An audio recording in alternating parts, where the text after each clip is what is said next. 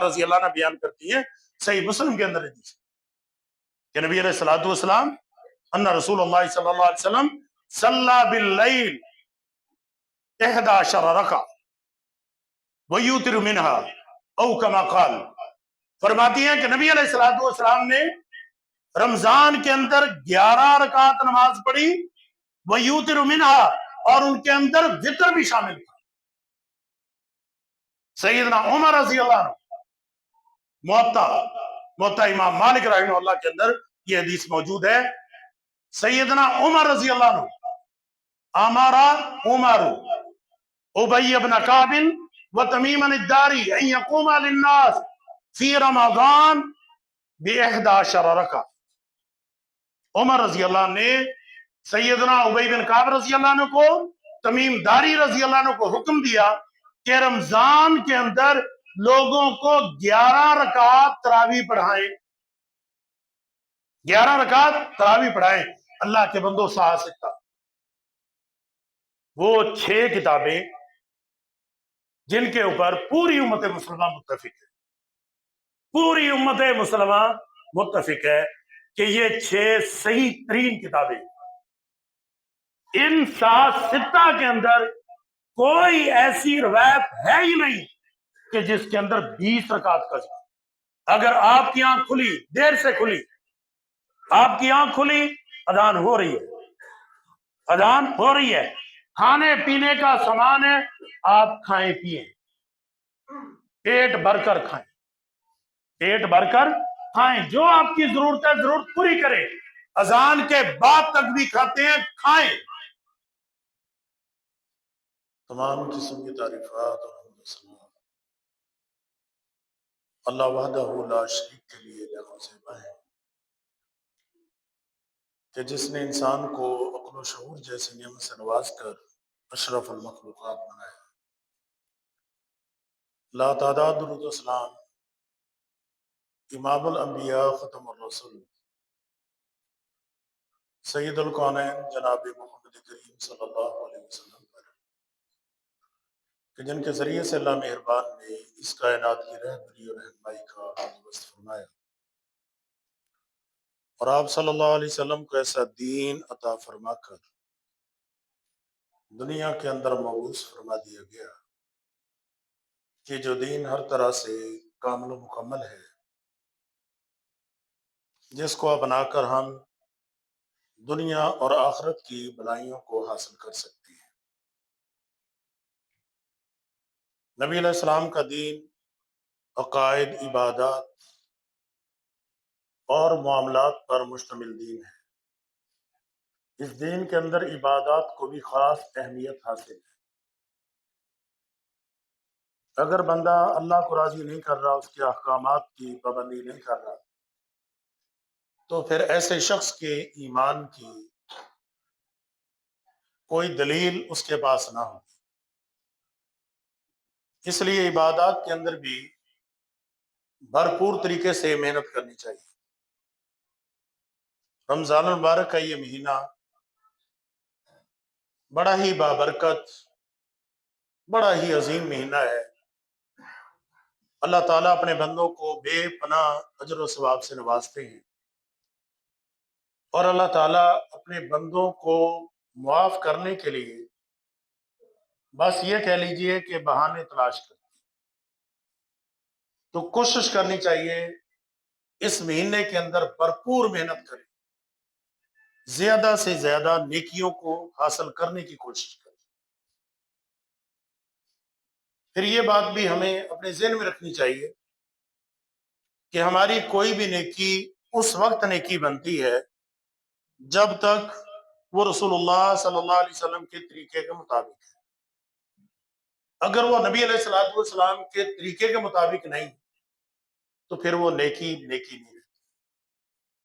اس لیے کوشش کرنی چاہیے کہ ہم ہر معاملے کے اندر جناب رسول اللہ صلی اللہ علیہ وسلم کے طریقے کو اپنائیں۔ اللہ تعالیٰ کے ارشاد پاک ہے، فرمایا کہ ان سے کہو ان کنتم تحبون اللہ فاتبعونی یحببکم اللہ، اگر تم اللہ سے محبت کرنا چاہتے ہو فَاتَّبِعُونِي، پھر تم میری اتباع کرو، میرے پیچھے پیچھے چلو۔ اتباع اور اطاعت یہ دو لفظ استعمال ہوتے ہیں۔ اتباع کا مطلب ہے بغیر کہے بھی پیچھے چلنا، اطاعت کے اندر حکم ہوتا ہے کہ آپ ایسا کرو، اتباع کے اندر حکم نہ بھی ہو، جیسے نبی علیہ الصلوۃ والسلام کرتے جا رہے ہیں ویسے کرتے جا رہے ہیں۔ اور صحابہ کرام رضوان اللہ علیہ اجمعین کی بے شمار مثالیں ایسی موجود ہیں کہ انہوں نے اتباع کی، جیسے آپ کو دیکھا ویسی کیا۔ کہا کہ اگر تم اللہ سے محبت کرنا چاہتے ہو فَاتَّبِعُونِی، میری پیروی کرو، یحببکم اللہ، اللہ تم سے محبت بھی کرے گا، وَیَغْفِرْ لَکُمْ ذُنُوبَکُمْ، اللہ تمہارے گناہوں کو بھی معاف کر دے گا، واللہ غفور الرحیم، اللہ بخشنے والا مہربان۔ معنی یہ کہ اللہ تعالیٰ تمہارے گناہ معاف کرے گا، تم پہ رحم کرے گا، تم پہ فضل فرمائے گا۔ اس کے لیے شرط یہ ہے فَاتَّبِعُونِی، میری اتباع کرو، میرے پیچھے چلو، جو میں کہہ رہا ہوں ویسا کرو۔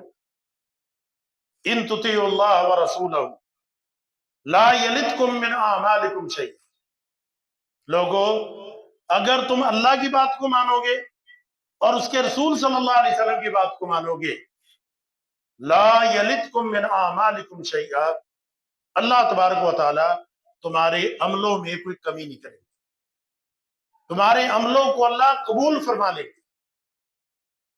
شرط یہ ہے کہ اگر اطاعت کرو، قل اطیعوا اللہ والرسول فَإِن تَوَلَّوْا فَإِنَّ اللَّهَ لَا يُحِبُّ الْكَافِرِينَ، آپ ان کو کہہ دیجئے کہ اللہ کی بات کو مانو اور اس کے رسول صلی اللہ علیہ وسلم کی بات کو مانو۔ فَإِن تَوَلَّوْا، اگر تم ایسا نہیں کرو گے، فَإِنَّ اللَّهَ لَا يُحِبُّ الْكَافِرِينَ، اللہ کافروں سے محبت نہیں کرتا۔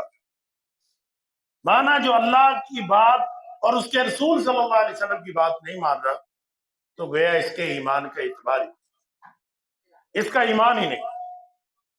اطیعوا اللہ والرسول لعلکم ترحمون، اللہ کی بات کو مانو، اس کے رسول صلی اللہ علیہ وسلم کی بات کو مانو، لعلکم ترحمون، تاکہ تم پر رحم کیا جائے، تم پر رحم ہوگا، اللہ کا فضل ہوگا۔ اس صورت میں ہوگا کہ اگر تم اللہ اور اس کے رسول صلی اللہ علیہ وسلم کی بات کو مانتے، تو لہٰذا ہمیں یہ کوشش کرنی چاہیے،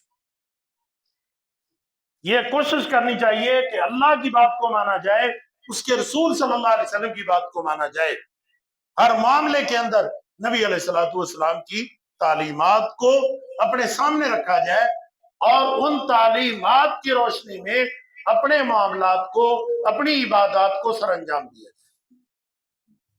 یہ روزے اللہ کے بندو، اس سلسلے میں بھی ہمیں کوشش کرنی چاہیے کہ جناب رسول اللہ صلی اللہ علیہ وسلم کی تعلیمات کیا ہے۔ دیکھیے، روزے کے لیے فرضی اور جو رمضان کے روزے، سب سے پہلی شرط یہ ہے کہ ہماری نیت درست ہونی چاہیے، اور نیت ہونی چاہیے کہ میں روزہ رکھ رہا ہوں۔ نبی مکرم علیہ الصلوۃ والسلام نے فرمایا، من لم یجمع الصیام قبل الفجر فلا صیام لہ، فرمایا کہ جس شخص نے بھی روزہ رکھنے سے پہلے، فجر سے پہلے روزہ رکھنے کی نیت نہ کی، فلا صیام لہ، فرمایا کہ اس کا کوئی روزہ نہیں۔ صبح صادق، صبح فجر سے پہلے یہ نیت ہونا لازمی ہے کہ میں نے روزہ رکھنا ہے۔ اگر نیت نہیں ہوگی تو روزہ نہیں ہوگا۔ یہ فرضی روزے کے لیے نیت فجر سے پہلے کر دینا لازم ہے۔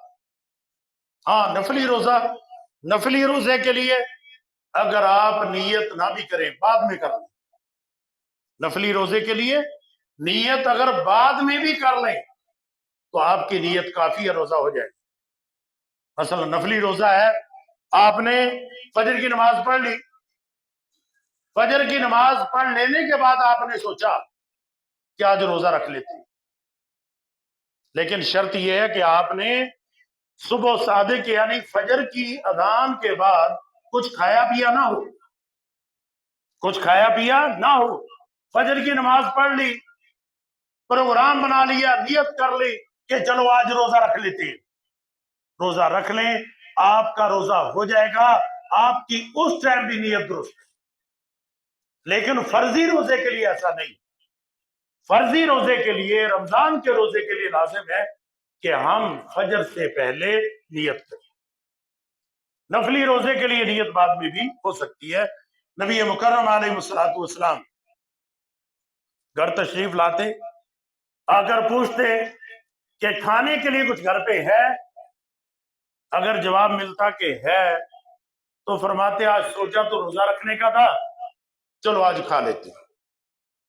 اور اگر گھر سے جواب یہ ملتا کہ یہ کھانے کے لیے تو کچھ بھی نہیں، تو نبی علیہ الصلوۃ والسلام فرماتے کوئی بات نہیں، چلو آج ہم روزہ رکھ لیتے ہیں، آج ہم روزہ رکھ لیتے ہیں، یعنی فجر کی نماز پڑھ لینے کے بعد۔ تو نفلی روزے کے لیے نیت بعد میں بھی ہو سکتی ہے، جبکہ فرضی روزے کے لیے نیت صبح صادق سے پہلے ضرور۔ بصورت دیگر روزہ نہیں ہوگا۔ آپ جانتے ہیں انما الاعمال بالنیات، عملوں کا دار و مدار نیت پر ہے، اور نیت کے لیے یہ بات آپ کے پہلے بھی ذہن میں ہے، دوبارہ پھر کر لیجئے کہ نیت کے لیے الفاظ ادا نہیں ہوتے، نیت الفاظ کے ساتھ نہیں ہوتی، نیت آپ کے دل کے ارادے، دل کے عزم کا نام ہے۔ النیت امر قلبی، یہ نیت دل کا معاملہ ہے، زبان کے ساتھ اس کا کوئی تعلق نہیں۔ یہ عموماً آپ سنتے ہیں وَبِصَوْمِ غَدٍ، کہ میں نے کل کے روزے کی نیت کر لی ہے۔ اللہ کے بندو، پہلے بھی آپ کو یہ وضاحت کی گئی ہے، دنیا کی کسی کتاب میں نیت کے الفاظ نہیں۔ کوئی جھوٹ بولتا ہے بولے، اپنی مرضی سے کہتا ہے کہے، اگر آپ دنیا کی کسی کتاب کے اندر تلاش کرنے نکل جائیں کہ آپ کو نیت کے الفاظ مل جائیں، نیت کے الفاظ نہیں ہیں، نیت کے الفاظ نہیں ہے، لہذا الفاظ ادا کرنے کی ضرورت نہیں ہے، بس دل کے اندر ارادہ اور عزم کر لینے کا نیت نام ہے، یہ کر لیجئے، آپ کی نیت ہو جائے گی۔ اس کے بعد دوسرا کام کوشش کرنی چاہیے کہ سحری کریں، سحری کرنی چاہیے۔ رسول اللہ صلی اللہ علیہ وسلم نے فرمایا تساحروا فإن فی السحور برکہ، فرمایا کہ سحری کرو، سحری کے اندر برکت ہے، یہ کھانا بڑا مبارک ہے۔ عرباض بن ساری رضی اللہ تعالیٰ فرماتے ہیں کہ نبی علیہ السلام نے مجھے بلایا، اور بلانے کے بعد کہا ہلما ہلما الی السحر المبارکہ، فرمایا کہ اس مبارک سحری کے لیے آ جاؤ اور یہ مبارک کھانا کھاؤ۔ تو سحری کا کھانا یہ مبارک ہے، سحری کھانی چاہیے۔ نبی مکرم علیہ السلام نے فرمایا فصل ما بین صیامنا و صیام اہل الکتاب اکلۃ السحور، نبی علیہ السلام نے فرمایا کہ ہمارے اور اہل کتاب کے روزوں کے اندر جو فرق ہے وہ فرق یہ سحری کا کھانا، تو کوشش کرنی چاہیے کہ سحری کھائی جائے۔ اور ایک حدیث میں رسول اللہ صلی اللہ علیہ وسلم نے فرمایا تسحروا ولو بجزعۃ من ماء، فرمایا کہ لوگوں سحری کرو، چاہے پانی کا ایک گھونٹ ہی کیوں نہ پی لو، پانی کا ایک گھونٹ۔ صبح اتنی بھوک نہیں لگتی، زیادہ کھانے کو دل نہیں چاہتا، کیونکہ دیر تک کھاتے رہتے ہیں یا دیر سے کھایا ہوتا ہے، نہیں دل چاہتا، تو فرمایا کہ پانی کا ایک گھونٹ ہی پی لو، لیکن سحری کرو۔ کیوں؟ ان اللہ و ملائکتہ یصلون علی المتساحرین، اس لیے کہ اللہ تبارک و تعالی اپنی رحمتوں کو نازل کرتے ہیں سحری کرنے والوں پر، اور اللہ کی رحمت کے فرشتے اللہ سے دعائیں کرتے ہیں ان لوگوں کے لیے جو سحری کرتے ہیں. تو لہذا سحری کرنی چاہیے. اور سحری کے اندر بھی کھجوروں کا استعمال، اگر کھجوریں مل جائیں تو کھانی چاہیے، بہترین چیز. نبی علیہ السلام نے فرمایا کہ مومن کی بہترین سحری جو ہے وہ کھجوریں. تو لہذا کھجوروں کا استعمال کرے سحری کے اندر. اور اسی طرح سحری کو تھوڑا دیر سے کرنا، یعنی اذان کے قریب قریب تک لے جانا، یہ بھی مستحب ہے، پسندیدہ ہے. بہت پہلے سحری کر لینا تاکہ دیر تک بھوکا رہوں، شاید مجھے ثواب زیادہ ملے گا. جیسے ہمارے ہاں عموماً ہوتا ہے، ہمارے ہاں ایک ذہن بنا ہوا ہے معاشرے کا کہ جتنا اپنے آپ کو تکلیف دیں گے شاید اتنا ثواب ملتا ہے. اللہ کے بندوں ذہن میں رکھیں، دین تکلیف کا نام نہیں، دین تکلیف کا نام نہیں، بلکہ دین اتباع کا نام ہے. یرید اللہ بکم اليسر ولا یرید بکم العسر. فرمایا اللہ تمہارے لیے آسانی چاہتا ہے، تنگی نہیں چاہتا. تمہیں تکلیف دینا مقصد نہیں، تمہارے لیے تو اللہ آسانیاں چاہتا ہے. تو لہذا تنگی، تکلیف، پریشانی یہ دین کی منشا نہیں، دین کی منشا، دین کی چاہت نہیں ہے. لہذا کوشش کرنی چاہیے کہ جتنا آپ کم سے کم تکلیف اٹھا سکیں وہ تکلیف اٹھائیے. جہاں دینی ضرورت ہے نا، دینی، وہاں کم سے کم. ہاں اگر دین نے آپ پر لازم کر دیا ہے تو ظاہر سی بات ہے پھر ہم اللہ کے بندے ہیں، بندے کا کام کیا ہے اعتراض کرے. فجر کے لیے آنے صبح اٹھنا پریشانی ہے، مشکل ہے، کوئی بات نہیں، اللہ کا حکم ایسے کرنے. لیکن جہاں حکم نہیں، اللہ کے بندوں وہاں کوشش کیا کرو کہ اپنے آپ کو تکلیف سے بچاؤ، تکلیف کے اندر مبتلا نہ کرو. اس لیے فرمایا کہ آخر صحابہ اکرام رضوان اللہ علیہ اجمعین آخر تک لیٹ کرتے، سحری کو آخری ٹائم پہ لے جا کے کرنا زیادہ پسندیدہ. مثلا آج آپ کہہ لیں کہ جو 5:25 پہ کہہ لیں کہ سحری آپ کی بند ہو رہی ہے، آپ 20 منٹ تک کھا لیں، 15 منٹ تک کھاتے رہیں، آخر پہ لے جائیں تاکہ آپ کی بھوک کا دورانیہ کم سے کم ہو، آپ کی بھوک کا دورانیہ کم سے کم ہو. اسی طرح افطار کرنا ہے. افطار، اللہ کے بندو افطار کے اندر بھی کیا کوشش کریں جیسے ہی سورج غروب ہو جائے افطار کرنا، انتظار میں نہیں بیٹھنا. اب لوگوں نے دیکھے، کوئی کہتا جی میں نے 3 منٹ احتیاط کے کر لیے، کوئی کہتا میں نے 5 منٹ کر لیے، کوئی کہتا میں نے 10 منٹ کر لیے. ہم احتیاطاً لیٹ دیتے ہیں. کیوں احتیاطاً لیٹ دیتے ہو بھائی؟ جب پتہ چل جو گیا، جب سورج غروب ہو جو گیا تو پھر فوراً افطاری کیجیے، پھر دیر نہ کریں. رسول اللہ صلی اللہ علیہ وسلم نے فرمایا، اللہ تبارک و تعالیٰ فرماتے ہیں، حدیث قدسی ہے، احب عبادی الیہ اعجلہم فطرا. میرے بندوں میں وہ بندے مجھے سب سے زیادہ پسندیدہ ہیں، اعجلہم فطرا، جو افطار جلدی کرتے ہیں، جو افطار جلدی کرتے ہیں. جیسے ہی افطاری کا ٹائم ہوا افطاری کیجیے، اب بیٹھنے کی ضرورت نہیں. رسول اللہ صلی اللہ علیہ وسلم نے فرمایا، بخاری اور مسلم کی حدیث ہے، فرمایا کہ لا یزال الناس بخیر ما عجل الفطر. لوگ اس وقت تک بھلائی پہ رہیں گے جب تک یہ افطار کے اندر جلدی کرتے رہیں گے. لا یزال الناس بخیر، لوگ خیر پر رہیں گے، بھلائی پہ رہیں گے جب تک یہ افطار کے اندر جلدی کرتے رہیں. جیسے ہی افطار کا ٹائم ہوا افطاری کر لی. اور ایک حدیث میں فرمایا لا یزال الدین ظاہرا ما عجل الناس الفطر. یہ دین غالب رہے گا، امت مسلمہ کامیاب و کامران رہے گی جب تک یہ افطار کے اندر جلدی کریں گے۔ کیوں؟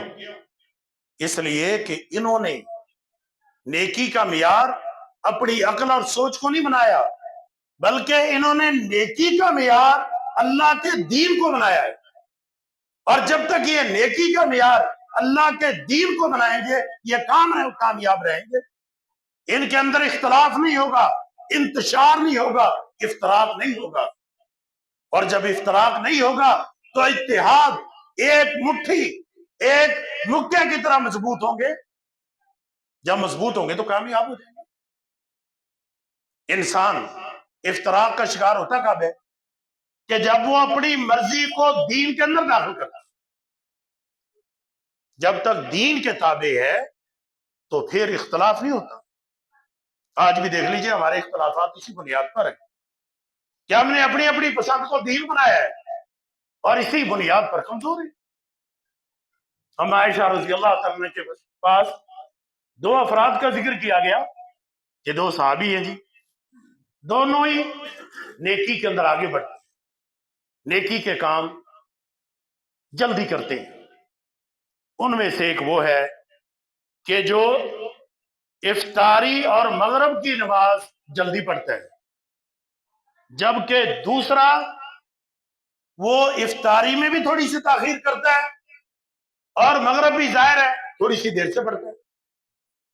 ام عائشہ رضی اللہ نے پوچھا کہ افطاری میں جلدی کون کرتا ہے؟ بتایا گیا کہ جی عبداللہ بن مسعود رضی اللہ عنہ وہ افطاری جلدی کرتے ہیں، مغرب بھی جلدی پڑھنے کی کوشش کرتے ہیں۔ فرماتی ہیں کہ ہاکذا کان رسول اللہ صلی اللہ علیہ وسلم صنع، نبی علیہ الصلوۃ والسلام بھی ایسا ہی کرتے تھے، افطاری جلدی کرتے تھے، افطاری جلدی کرتے تھے۔ صحیح مسلم کی حدیث۔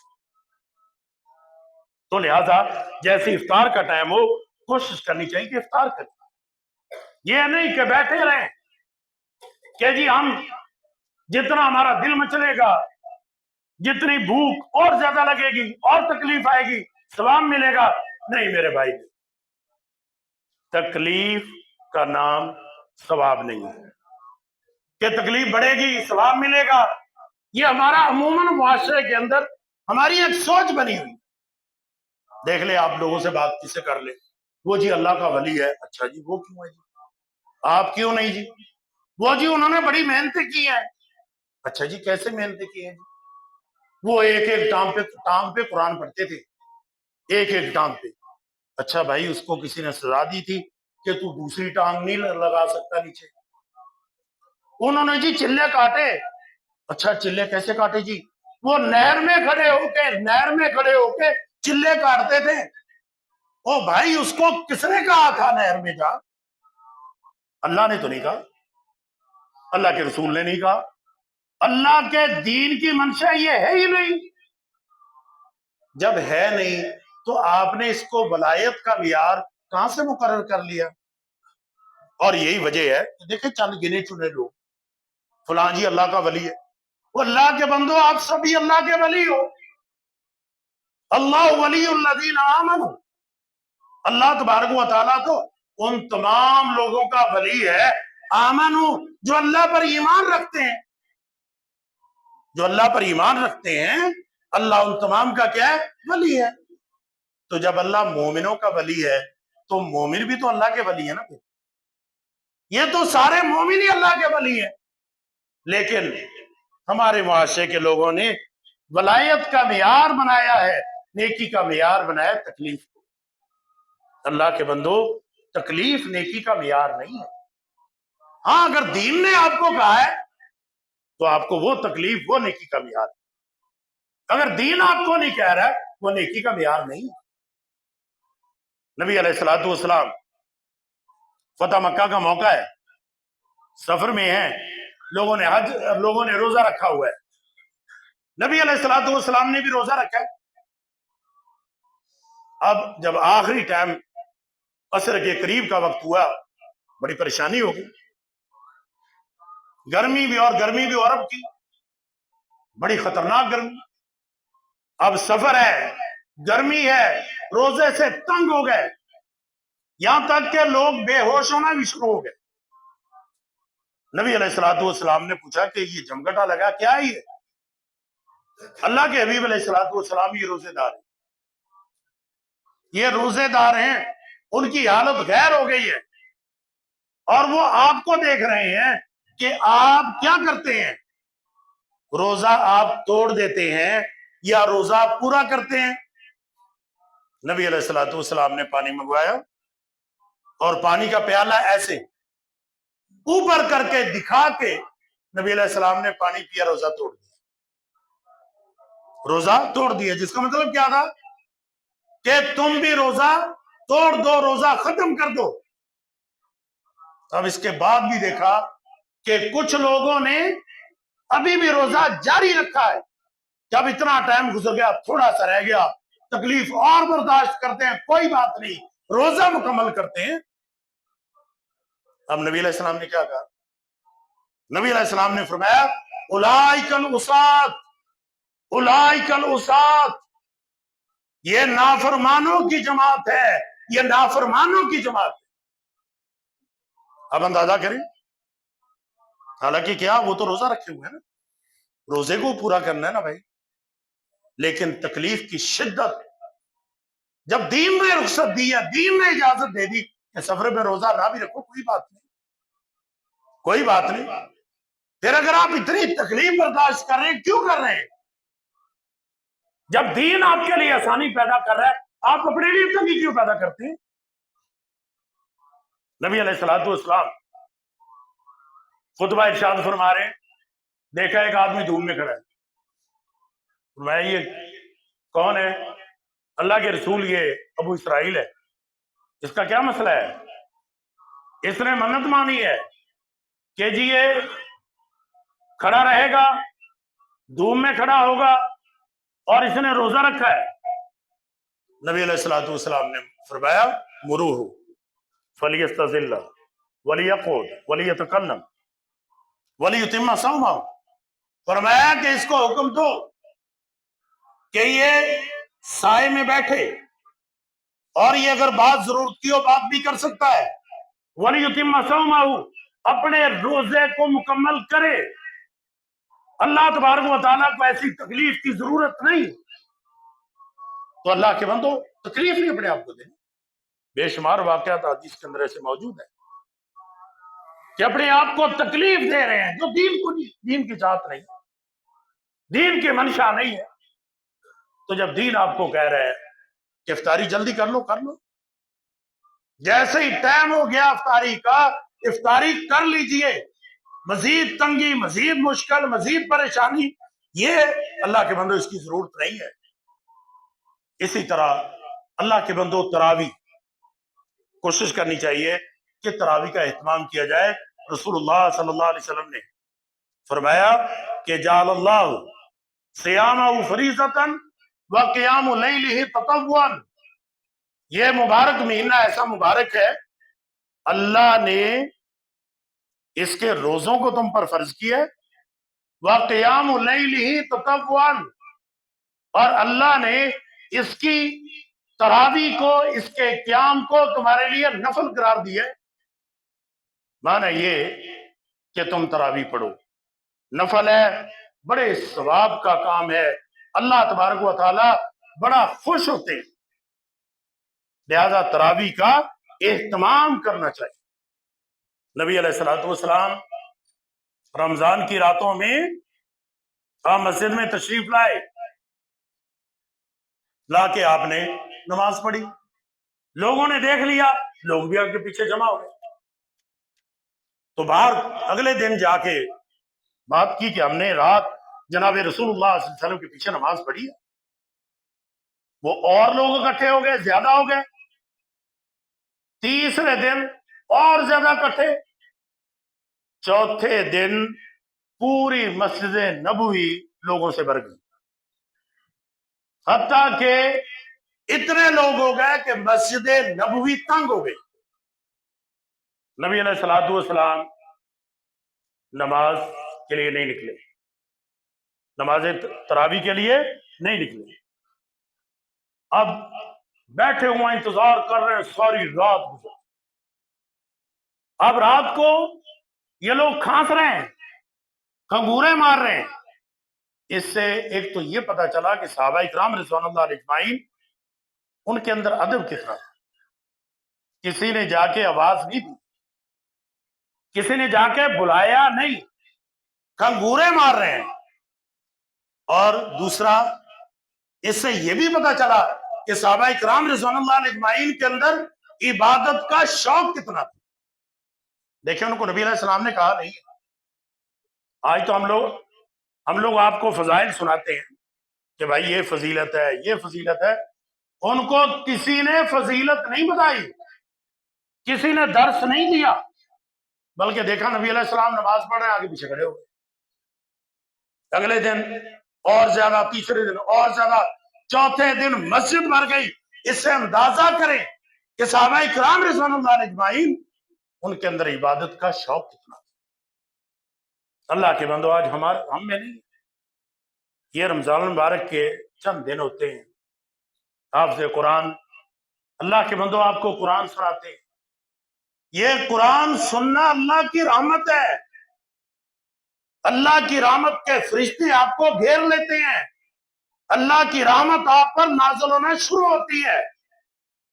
یہ چند دن ہے، اللہ کی رحمت کو سمیٹو. کیوں سستیاں کر رہے ہیں؟ کوئی بات نہیں، تراویحیں جاتی ہیں تو جانے تو، پھر کیا ہوگا؟ اور نہ میرے بھائی، یہ موقع بار بار تھوڑی ملنے.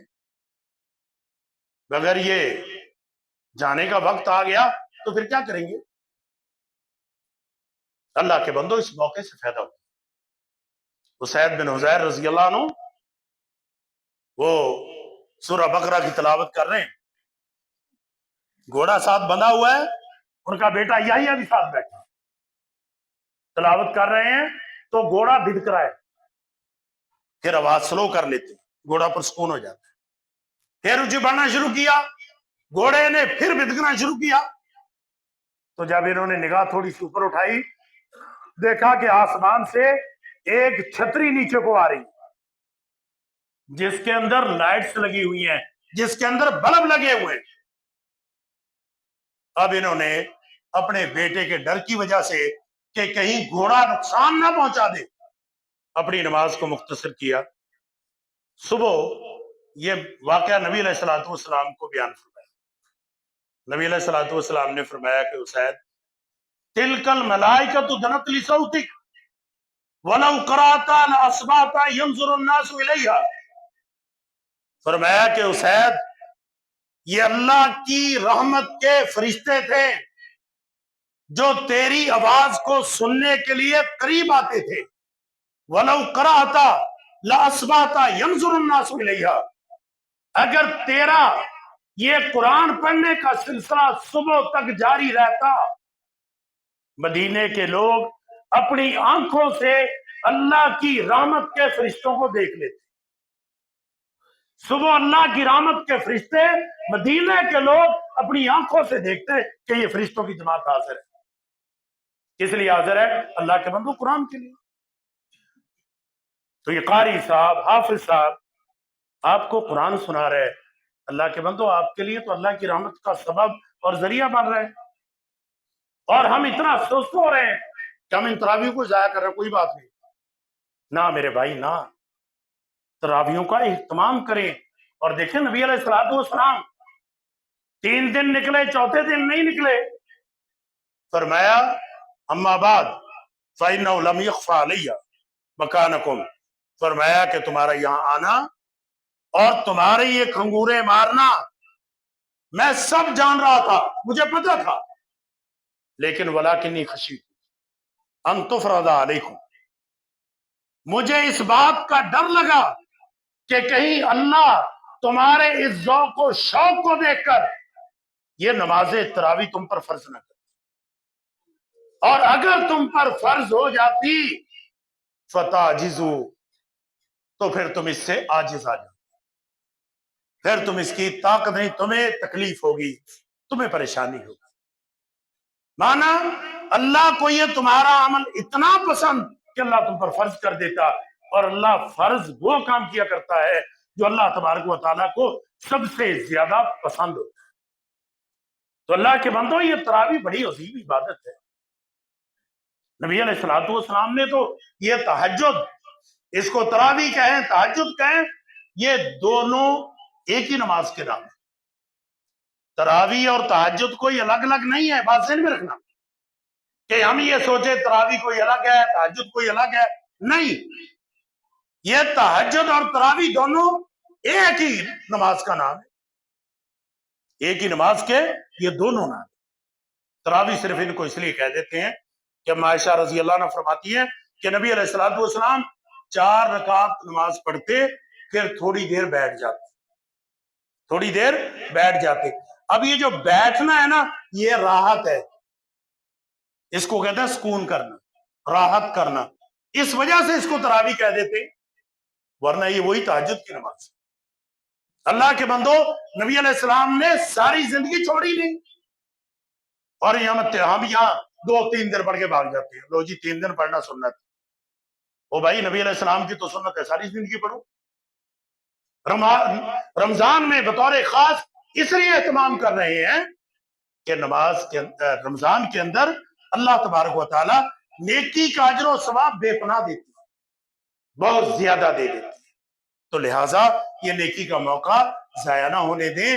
اس نیکی کے موقع کو اللہ کے بندوں غنیمت جانیں، زیادہ تراویح کا اہتمام کریں. اب پڑھنی کتنی ہے، پھر یہ بات دیکھیں آ جاتی ہے پڑھنی کتنی ہے. اللہ کے بندو، ستہ کے اندر جو صحیح ترین احادیث، وہ صحیح ترین احادیث یہ ہے کہ نبی علیہ الصلوۃ والسلام نے یہ تہجد کی نماز، تراویح کی نماز کبھی 11 رکعت سے زیادہ نہیں پڑھی، 11 رکعت سے زیادہ نہیں پڑھی. ابو سلمہ رضی اللہ تعالیٰ بیان کرتے ہیں کہ میں نے اما عائشہ رضی اللہ عنہ سے پوچھا کیف کانت صلاۃ رسول اللہ صلی اللہ علیہ وسلم فی رمضان، کہ نبی علیہ الصلوۃ والسلام کی رمضان کے اندر نماز کیسی تھی. تو اما عائشہ رضی اللہ عنہ جواب دیتی ہیں کہ نبی علیہ الصلوۃ والسلام نے 11 رکعت سے زیادہ نہ رمضان کے علاوہ آپ نے 11 رکعت سے زیادہ نماز پڑھی. 11 رکعت، جس کے اندر آپ 2 کر کے 8 پڑھ لیں یا 10 پڑھ لیں، ایک وتر پڑھ لیں، 2 کر کے 10 پڑھ لیں، اور اس کے بعد ایک وتر پڑھ لیں، 11 ہوگی. اگر آپ 2 کر کے 8 پڑھ رہے ہیں تو بھی ٹھیک ہے، 3 وتر پڑھ لیں تب بھی 11 ہو جائیں گی. جس طرح آپ کا دل چاہے آپ 11 مکمل کر دیں. اور اسی طرح عائشہ رضی اللہ عنہ بیان کرتی ہیں صحیح مسلم کے اندر حدیث کہ نبی علیہ الصلوۃ والسلام ان رسول اللہ صلی اللہ علیہ وسلم صلی باللیل 11 رکعہ ویوتر منہا او کما قال، فرماتی ہیں کہ نبی علیہ الصلوۃ والسلام نے رمضان کے اندر 11 رکعت نماز پڑھی، ویوتر منہا، اور ان کے اندر وتر بھی شامل تھا. سیدنا عمر رضی اللہ عنہ، موطا امام مالک رحمہ اللہ کے اندر یہ حدیث موجود ہے. سیدنا عمر رضی اللہ عنہ امارا عمر ابی بن کعب وتمیم الداری ان یقوم للناس فی رمضان ب11 رکعہ. عمر رضی اللہ عنہ نے سیدنا ابی بن کعب رضی اللہ عنہ کو، تمیم داری رضی اللہ عنہ کو حکم دیا کہ رمضان کے اندر لوگوں کو 11 رکعت تراویح پڑھائیں، 11 رکعت تراویح پڑھائیں. اللہ کے بندوں، سکتا وہ 6 کتابیں جن کے اوپر پوری امت مسلمہ متفق ہے، پوری امت مسلمہ متفق ہے کہ یہ 6 صحیح ترین کتابیں. ان 6 کے اندر کوئی ایسی روایت ہے ہی نہیں کہ جس کے اندر 20 رکعت کا ذکر. لہذا 20 آپ جو مرضی اس کو کہہ لیں، کوئی کہتا ہے 20 رکعت پڑھو، کوئی کہتا 25 پڑھو، کسی کا قول 30 کا ہے، کسی کا قول 40 کا ہے. اللہ کے بندوں جو مرضی کہہ لیں، لیکن جب ہم صحیح حدیث اور رسول اللہ صلی اللہ علیہ وسلم کے طریقے کی طرف جائیں گے تو پھر ہمیں 20 رکعت تراویح سے زیادہ 11 رکعت تراویح سے زیادہ ہمیں حدیث کوئی ایسی نہیں ملتی. تو 11 رکعت یہ نبی علیہ الصلوۃ والسلام کی سنت ہے.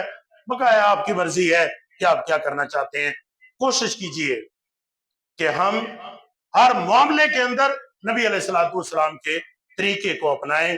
سحری کے سلسلے میں، افطاری کے سلسلے میں اللہ کے بندو، اسی طرح نماز تراویح کے سلسلے میں اسی طرح کوشش کریں کہ اپنی زبانوں کو ہر قسم کی گندگی سے محفوظ رکھیں.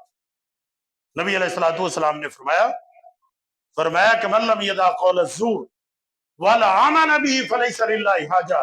جو شخص قول زور کو نہیں چھوڑتا، غلط بات کو نہیں چھوڑتا، تکلیف دینے والی بات کو نہیں چھوڑتا، فلیس للہ حاجۃ، اللہ تبارک و تعالیٰ کو ایسے شخص کے روزے کی کوئی ضرورت نہیں کہ یہ بھوک اور پیاس کو برداشت کرے.